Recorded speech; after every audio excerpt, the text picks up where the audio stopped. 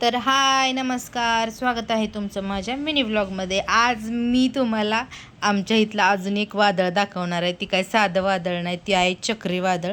ती तुम्हाला पुढं दिसेलच. साहेबांना रात्रीची राहिलेली बिर्याणी नाश्त्यासाठी दिली, ती काय नाश्ता करत नाही, तरी पण म्हणलं खावा, खराब होऊन जाईल. स्वामिनीसाठी उपमा तयार केला, तिला उपमा चारला. आता तिला मी 2 दिवस अंडं, 2 दिवस उपमा, 2 दिवस शिरा आणि असं म्हणजे 2-2 दिवस चेंज करून देते. तिच्या पप्पाने तिला पाणी पाजलं, तिचा थोडासा राहिलेला उपमा मी पण खाऊन घेतला.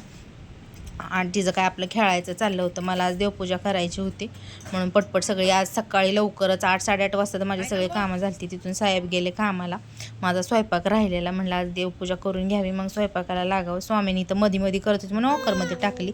तिचं आवरून आधी तिला झोपी घातली. लय वेळ काय ती झोपली नाही, लगेच उठली. आणि कोमलताईंच्या इथं चहा प्यायला जायचं होतं, तेवढ्यात हिंदवी आलती बोलवायला बरं का. आता हिंदवी म्हणजे ही चक्रीवादळ बघा, पोयम कसं म्हणून दाखवते बघा.